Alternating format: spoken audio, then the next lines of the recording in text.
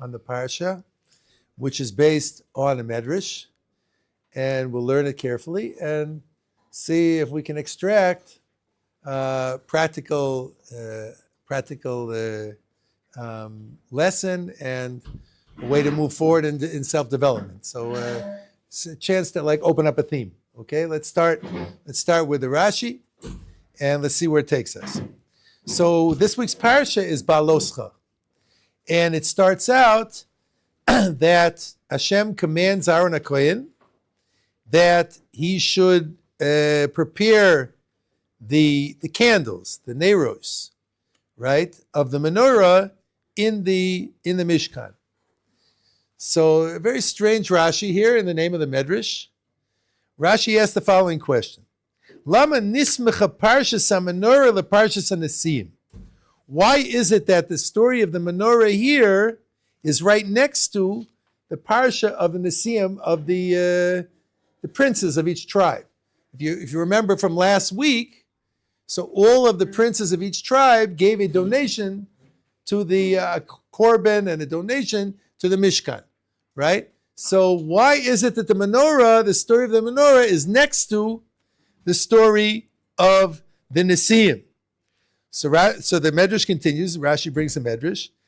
Lefi kishira Aaron chanukas hanesim, when Aaron saw the dedication or the donations of the princes, chal shadaito, he became depressed. When he saw what they did, that they gave all these beautiful things to the Mishkan, he became depressed. Shelo haya imohim bechanucha lohu velo shifto, because he didn't give anything to the Mishkan, nor did his tribe, which is the Kohanim, didn't give anything to the Mishkan. So he felt left out. All the princes of each tribe gave a donation, they gave korbanos, and they gave things to the Mishkan, and I didn't. Not me, not my tribe. Yeah? Amar lo HaKadosh Baruch Hu. So Hashem says back to Aaron, Chayecha, you should know, Shalcha gedola mishalahem. Your portion is greater than theirs. Shata madlik umeitiv esaneros, because you get to light and prepare the candles. Okay? So in other words, why is the parsha of the menorah next to the parsha of the Nesiim? Because Aaron saw all the gifts that all the tribes brought, and he felt left out. Because he didn't give, and his tribe didn't give. Chol shadato, he became weak from feeling left out. Kadosh Baruch Hu says, don't worry about it. Your portion is greater because you get to light the menorah. That's the Medrash. Rashi brings the Medrash. Ask the Ramban, one of the great commentaries in the Chumash. Ask the Ramban here that, what do you mean? The menorah is what comforted Aaron HaKohen, right?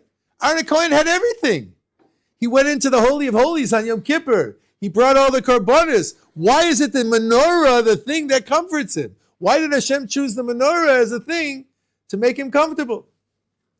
So anyways, so the Ramban has a whole series of answers there to answer this question. Rav Chaim Shulevitz, in his Shmuzim, in the Sichas HaMusar, he brings an extension of another medrash to explain this idea. Why was the menorah so great? Why was that, when Hashem was comforting Aaron, why was it the menorah which comforted him? So the medrash says as follows: a mashal. What's the whole idea of the menorah? A mashal, a parable. That you have a blind man and a person that can see going on a journey. They're walking together. Okay? And who's leading who? Obviously, the man that can see is leading the blind man. He can't do anything, right? He's holding him, he's leading him, he's showing him there's a stumbling block over here, there's another thing over there. So then, when they get to their destination, right? So then the man who can see offers to the blind man, maybe you want to turn on the light here so you can express gratitude for what I've done for you over the way, right? And he does. He turns on the light. He lights the light. So the Medrash says, so too with the Jewish people. They were going through the Midbar, and they couldn't see, right? They didn't know where to go. And HaKadosh Baruch Hu led them, right, during the day with the clouds, and at night with the with the flames, and he led them through the desert all those years. And when they got finally to the destination, he says, you want to express your gratitude over how I led you through the desert? You have a mitzvah called the menorah. So therefore, the menorah, says Reb Chaim Shmulevitz, according to this medrash, was an expression of gratitude for all the guidance that HaKadosh Baruch Hu gave to the Jewish people for 40 years. They're wandering through the desert. They didn't know where to go, like a blind man. The medrash brings a parallel to a blind man.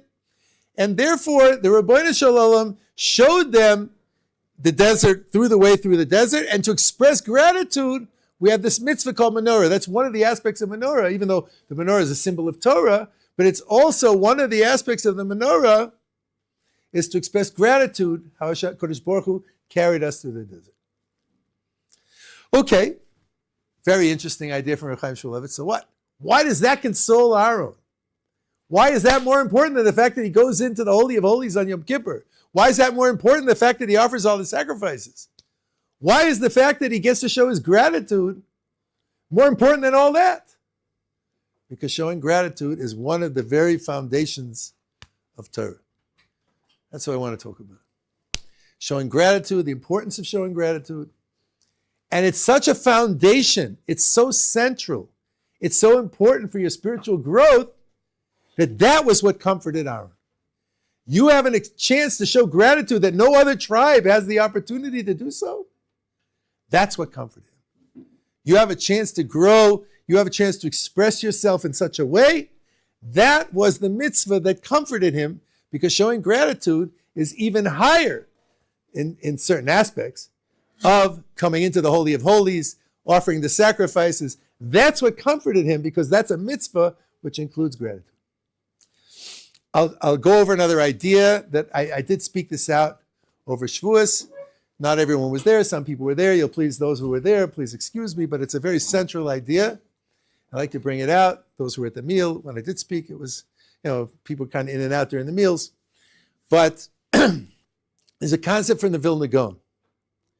Vilna Gaon says a very, very interesting idea.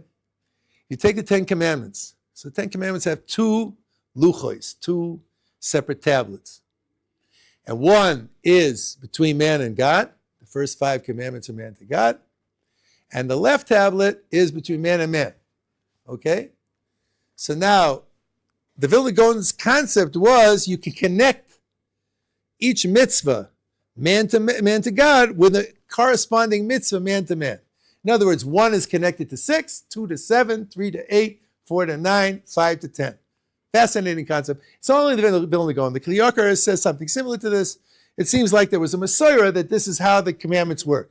So in other words, what's the first of the 10 commandments, guys? Anochi Hashem Elokecha. I am Lord your God.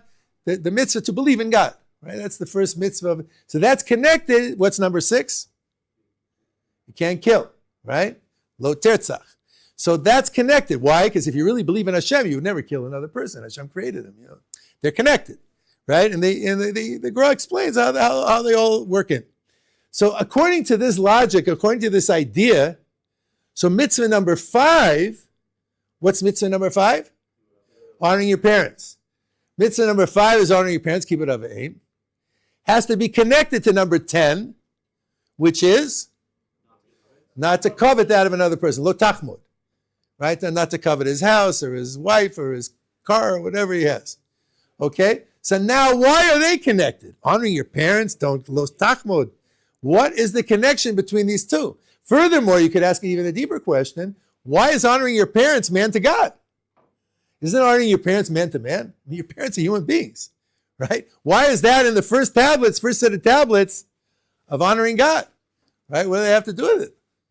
Says the Sefer Achinuch, an amazing idea. One of the Rishonim, the Sefer Achinuch says an amazing idea. Why do we honor our parents? What's the whole idea? What's a Tama mitzvah? Why do we have to honor our parents? Says the Sefer Achinuch, we honor our parents, you know why? Show gratitude. That's the Tama mitzvah. To show gratitude to our parents of everything they've done for us. They brought us into this world. They raised us. They fed us. In many cases, and most of you guys, they paid for your education. So, I mean, hopefully it's worth something that you can do something with, make some money. and support your families, right? They taught basic values. Even if some of your parents didn't have a Torah education, didn't teach you Torah values, a lot of those values that they gave you were the base of your Torah, of your coming back to Torah, right? A lot of the things that they taught you were values that led you to your path. Yeah, if you look into this a little deeper, you would see that. And so the whole reason we honor our parents is to show gratitude for everything that we do. Sefer Chinuch says further, amazing idea. He says, not only are you showing gratitude to your parents, but you're learning through honoring your parents and showing gratitude to your parents, you're learning how to have gratitude to HaKadosh Baruch Hu. The whole idea is to teach you to appreciate everything Hashem does for you. That you're alive, that you're Jewish, that you're learning in yeshiva, that you're living in Eretz Yisrael, right? That you're healthy. I mean, most people are, Everyone says, oh, this guy's sick. Well, you ever notice how many people are healthy? Most people are healthy. You have eyes, you have ears, you can walk. So the whole idea of honoring your parents, having gratitude to your parents, is like a base medrash. It's teaching you how to show gratitude to HaKadosh Baruch Hu. So with this idea of the chinuch, we understand why it's man to God. Because the whole idea of honoring your parents is to come to appreciate HaKadosh Baruch Hu, everything He does for you. That's the whole idea. Okay, so now we have a different perspective maybe on honoring the parents. How's that connected to lo tachmod? Don't covet. If you appreciate everything you have, you appreciate all the bracha that you have, then you don't see what another guy has. You don't even care what he has. You don't care what car he drives. You don't care what house he has. You have everything. Kadosh Baruch Hu gives you so much. Yeah? If you appreciate that He gives you a mind and your mind is active and you're using your mind, you're not jealous of another guy's mind and maybe it's a little quicker than yours. Yeah? Because if you appreciate what you have, you don't even see what the other guy has. You're not even looking at what he has. If you're really focused on appreciating. Rav Wolbe in Alei Shor says a fascinating idea. We say a bracha every morning in the Birchas HaShachar. One of the brachas that we recite is Shasali Kol Tzarki. God gives me all my needs. Right? So yeah, push up shot in that. I mean, a lot of that bracha has to do with shoes, right? I mean, there's all shaila. Can you say that bracha on Tisha B'Av? You don't wear shoes. You say it on Yom Kippur because you don't wear shoes. Rav Wolbe says, he learns the bracha pashat. Hashem gave me everything I need. The way I look, my intelligence, my strengths, my weaknesses. He gave me everything I need to be great. We have everything we need. The person would look at what he has. We only see what we don't have.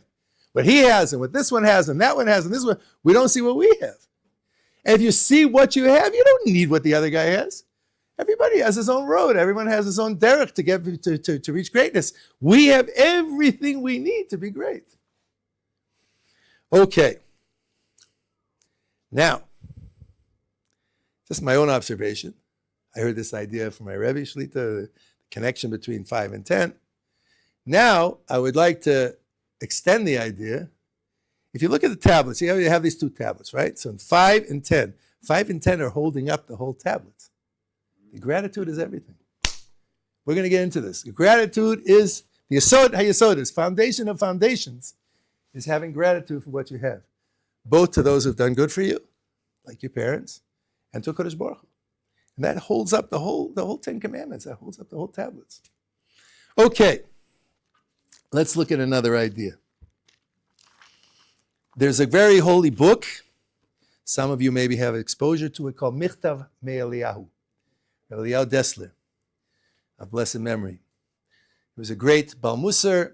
He was Mashkiach of Panovich Yeshiva.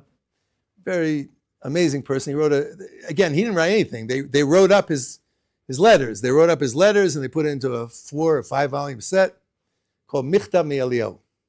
So if you look over there, Chelik Gimel, the 3rd volume, page 101 to 102.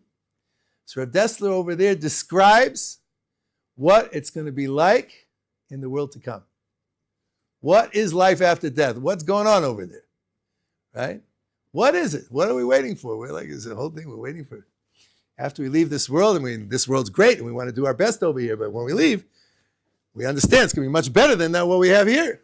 What is it? What's that pleasure? The Gemara says, Atzadikim Yoshvim Vatraseim be'rasheim, that tzaddikim are sitting there with crowns on their head. V'nenem misiv hashchina, and they have pleasure from the divine presence. More in brachas. So what is that pleasure? What exactly is going on over there? Right? Oh, it's very spiritual. What? So Rav Dessa says like this, phenomenal thing. He says, you know what the pleasure is over there? You get to see that everything in your life was exactly how it's supposed to be. Who your parents were, your parents are, or your parents, then it'll be were, right? Who your parents are, where you were raised, what you look like, who your siblings were, right? What education you had, who you married, who your children were. You get to see HaKadosh Baruch Hu took every step of the way, planning to help you reach your potential. And you're filled with so much simcha. Loving Father, He took care of me every step, even stuff I didn't understand, but now I understand it all. Yeah, this difficulty, that difficulty, you get to see the whole thing was there to help you to become as great as you could become. And that's the simcha. But not only that, the Reb Dessa says you see more than that. You get to see that everything that happened to the Jewish people was for the benefit, right? Even the Iranians and Hezbollah and Hamas, all that, you get to see a different perspective on it, that even that was there to help the Jewish people reach their potential. It's no accident. Listen, we've been in this country so long, 70 plus years. We've never had a moment of peace here, ever. There's a lot of explanations for that, but we've never had peace here. And the fact that we've never had peace, people are doing tshuva all over the place. Tshuva is booming in Israel, outside of Israel. Difficulty makes us move, makes us challenge, makes us rethink our values and where we're going. I saw a beautiful article in an Israeli publication. The guy wrote the title of his article was Alone. So what was he writing about? All his friends became frum. He was the only guy left. He was the only guy left who was still secular. And he was writing how lonely he felt. All his friends became frum, And that's what's going on. But it wouldn't be going on if we didn't have the difficulty. You get to see all of that. When you get up there, you see that everything HaKadosh Baruch Hu did for you and for your family and for your generation. Not only that, you get a perspective to see all the generations, everything that poor Jewish people have been through is all worked out for the good of the Jewish people. You get to see why we had to go through a Holocaust. You get to see why we had the Roman persecutions and the Inquisition. It's an amazing thing, and you're just filled with HaKadosh Baruch Hu. Thank you. I love you. You get to see so much, and you're so filled with love. It's an amazing, amazing, amazing pleasure that a human being can have. Sounds great, huh? You can see the whole picture. Says Reb Dessler, now to give you a little more, sir. Says Reb Dessler, who gets to see that? Who gets to see that bigger picture? A person that saw it down here. A person that appreciates what he has down here will see it much bigger over there. A person that appreciates all his bracha, he says, Shasali kol tzarki, you give me everything I need. I have the right parents, I have the right way I look, I have the right level of intelligence. He appreciates all that he has here. He'll see it over there 100 times, 1 billion times more. Person that walks around here always seeing what he doesn't have. There's a famous expression in Yiddish, schwer zu sein a Yid, a person who feels it's hard to be Jewish. It's so hard, I have so many difficulties. He has nothing, Reb Dessa says, he really has nothing to look for over there. It's a scary thing. It's a scary thing. Having hakaras hatov, appreciating what you have, is one of the foundations of Yiddishkeit. And why? Because the Chavos Halevavos is an interesting thing. The duties of the heart. How do we have a relationship with God, a loving relationship? One of the constant mitzvahs is to love God. You have to fear God and love God. Those are two of the 6 constant commandments the Sefer Chinuch says. So how do you come to love God? You see all He does for you. They all say that is the yesod, the foundation of loving God is seeing all the bracha you have and counting those brachas and going over those brachas and seeing what He's done for you. All that He's done for you. Person that has that, it will come to love Hashem. That's how you come to love Hashem. So you see that is the foundation, one, for your Olam Haba, and even for this world to come to love God, is gratitude. Okay. So now let's look at another fundamental point if we're talking about gratitude. So we know Moshe Rabbeinu, when he had to do the makos, the plagues, right? So we know the first 3 plagues were not done by Moshe Rabbeinu. The first 3 plagues were done by whom? Harav. First 3, dam, tzvardeya, kinim, the blood, the frogs, and the lice was done by Aaron. So the question is why? Chazal tell us, you know what the pshat is? Moshe Rabbeinu had hakaras hatov, he had gratitude to the water because the dam was a makkah on the water, and the tzvardeim, the frogs came out of the water. He had appreciation to the water. Why? Because when he was a little baby, he was put in that little boat there, the water saved his life. So he wanted to show appreciation to the water, right? Then what about the kinim? Why not the lice? Because the lice comes from the earth, right? And the earth helped him when he killed an Egyptian and he had to bury him in the earth. Why is Moshe Rabbeinu showing appreciation to the water and the earth? They knew what they were doing? You think, well, I show appreciation to someone who knows what he's doing. He does me a favor, gets me a job, teaches me Torah, right? Has me for Shabbos. So when someone has kavanah, when someone has intention, so then you have gratitude. So why is he showing gratitude to the water and the earth? What do you think? The water and the earth said, now I'm going to help Moshe Rabbeinu. No. So why is he showing appreciation? This is a big mistake here. We think gratitude is a payback. He did for me, I'll pay him back. Kodesh Baruch Hu does for me, so I'll show gratitude, I'll pay him back. A person does some good to me, I'll pay him back. No, gratitude is not paying back. We do it for us because without that, we're not complete as human beings. The gratitude is for the person himself, to complete himself as a human being. If he doesn't have gratitude, he's missing something. And so Moshe Rabbeinu knew, even though they didn't have any intention and they didn't even know what they were doing, you have to show appreciation because otherwise you're not complete as a human being. And we'll get back to that point because we're going to talk about Kibbud Av V'Aim. We'll get back to that point. It's a very significant point that we do it for ourselves and not necessarily for Kodesh Baruch Hu. For the payback. Okay. And the other three? What? Those are the 3. Dam, tzvardeya. Dam and tzvardeya were water. Kinim is earth. So now, if it's so critical, and if it's so central, why is it so hard to do?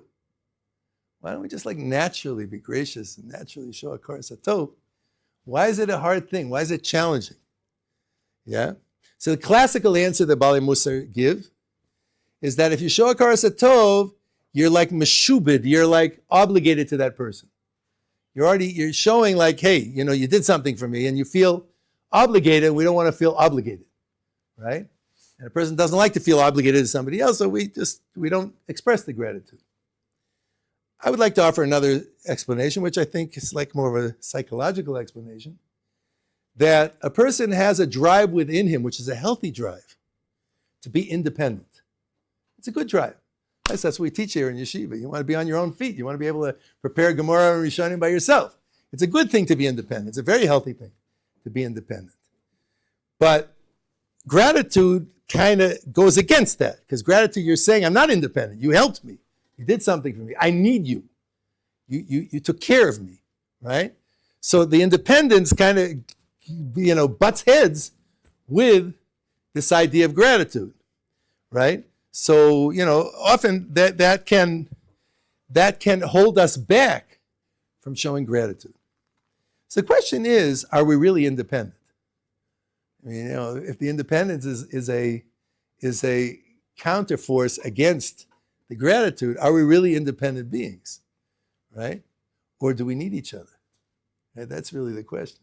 If you look at any person learns a profession, someone taught him.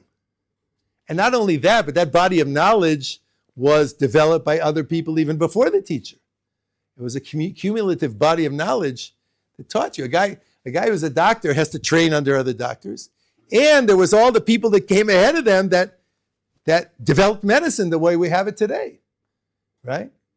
What do you think? A person who never learn Torah, if he wants to learn Torah, he has to come to yeshiva and he has to have rebbeim, and they teach him and they develop him and they build him, right? Health, are we completely infallible? No, we're not.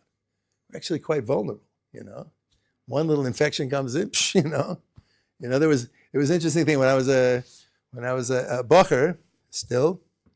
So there was a famous fellow who wrote a book on jogging.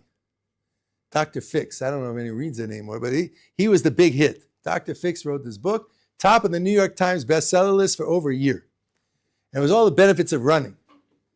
Everyone was running. It was amazing. Like that period of time, I grew up in Boston. You'd go look out your window. In the morning, you'd have like hundreds of people running down. Everyone was running. Because he wrote this book, and he showed how his heartbeat went down from like 80 down to 55, and his body fat went down to nothing. He made it sound like if you just jog, you'll live forever. You'll become infallible. You'll become immortal. That's it. You just keep running. Everyone was running. It was unbelievable. It was a huge thing. Like today, I don't think people run so much, but back then it was like everyone was running, right? In the morning, you wouldn't even be able to drive down the street. There was people running everywhere, right? So he writes this book, top of the New York Times bestseller list, how his heartbeat went down and everything, and it sounded like, you just follow his diet and his running and everything else, In the middle of one of his workouts, he had a heart attack and he went. Yeah. With his heartbeat of 55 and his zero body fat and everything else. We're not immortal. We're not immortal. And a person has to have his eyes open of how much he's been helped by HaKadosh Baruch Hu, how much he's been helped by his family, by his rebbeim, by his chavrusas. Your chavrusas help you. They help you understand the material. They help you get to the emes, right? Your roommates. You start opening your eyes and seeing how much you're helped. Yes, we want to be independent. It's good to be independent. We don't want to be nebuchlach and dependent on other people. But we are. We need each other. And so certainly Hakaras HaTov is essential. Okay, who are the victims of our lack of Hakaras HaTov? Yeah, let's start with parents. Yeah, parents are usually the biggest victims. Yeah, and it's hard. You should know honoring your parents. If you come from a Baal Tshuva background, is even more challenging. Your parents may not be so happy that you're in yeshiva. Matter of fact, they may be upset that you're in yeshiva. Yeah? Why are you wasting your time? Why aren't you getting ahead in life? Why aren't you making money? Why are you living in Israel? There's so much violence and wars and this and that. And so, and a lot of times a person will say, but my parents had to do it. I mean, if you bring kids in this world, you have to raise them, you have to take care of them, and there's a natural biological love that a parent feels for a child. And so, you have all these excuses as to why you don't have to show appreciation of everything they've done, Yeah, it's natural. And aren't parents proud of their child? My son, the doctor, my son, the yeshiva guy, doesn't go so well, but my son, the doctor, my son, the engineer, my son, the... So isn't it natural that a parent will take care of a child? So I have a question for you. And that's why I want to go back to what I said before. Even if that's true, I don't believe it's true. I think a lot of parents really want to help their children very, very much. But even if it be true, are they worse than the water in the earth that Moshe Rabbeinu showed gratitude to? You had a good turn done to you. Doesn't matter. Well, you have to have kavanah. They have to have kavanah 100%. That I'm helping my kid. L'shem shamayim, I want to help. No. They help you. And it's absolute. They brought you in this world. Even if they did nothing for you after that, they brought you into this world. Then that's enough. And for sure, and I would like to suggest most parents, even if they're not on the derech of Torah and mitzvahs, most parents really do want to help their children. And they care about their children. And they want to do the right thing by them. They don't understand why you're in yeshiva. Okay. Their education is such, they may not understand why you're in yeshiva. But they want the best for you. And certainly, if you left yeshiva and got married and were working, they'd be right behind you. Even if you're a firm guy and they're not. So there has to be Hakaras HaTov to the parents, and they're the ones who so often get neglected. And that's how we train. We train through honoring our parents how to show appreciation to Kodesh Baruch Hu. That's our training grounds. That's why when a kid is a little kid in a firm home, there's so much emphasis on honoring your parents. Because that's how he's learning to have gratitude to HaKadosh Baruch Hu. That's how he's learning to see, having gratitude for everything he has and appreciating everything he has. So that's one thing. Okay. Who else? Rebbeim.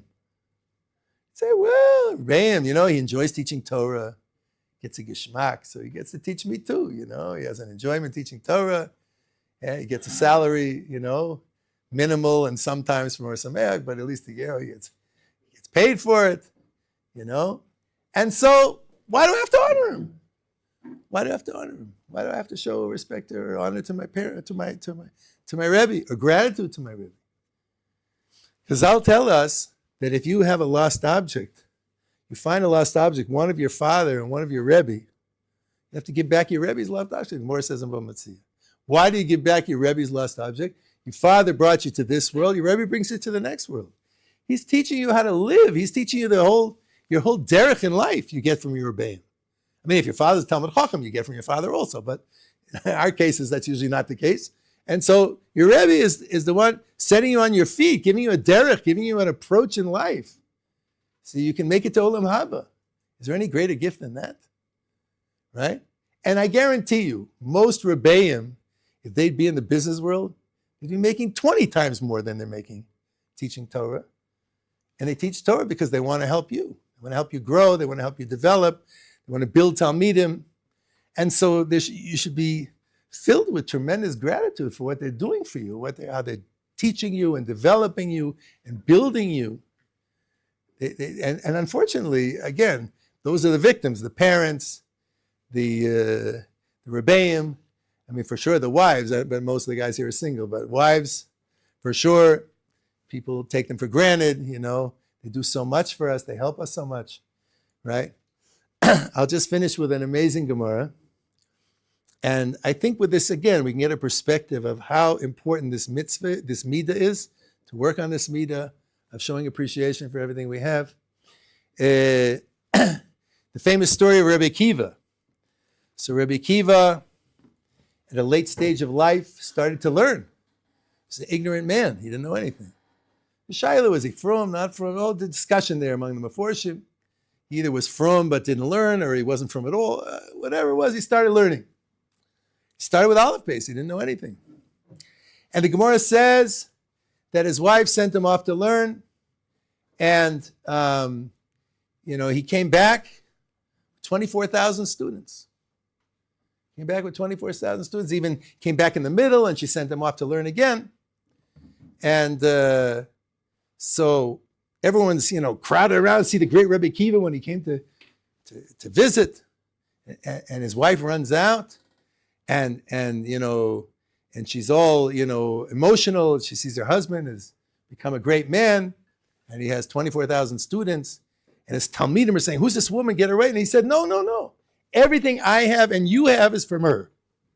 Now imagine that, in front of everybody. He proclaimed that everything he had was from his wife. That's how a person is supposed to look at his spouse. That's how a person is supposed to look at the teachers he has, at the parents he has, and ultimately at HaKadosh Baruch Hu. So hopefully, Bezrat Hashem, this is a parsha with a Hakaras HaTov, the whole idea of the menorah, that we can grow in this area and show appreciation to those around us, our Rebbeim, right, our parents, and ultimately, Metz Hashem, when you get married, to your wives, and to HaKadosh Baruch Hu. And the Birchas HaShachar, if you want to work on a practical sense, the Birchas HaShachar is a tremendous opportunity to express HaKaras HaTov to HaKadosh Baruch Hu. All of them, each one of them is a different way to show gratitude. And certain to your Rebbeim, and Metz Hashem, like I say, when you're ready for Shidduchim, to your wives, and ultimately to Hashem himself. Okay.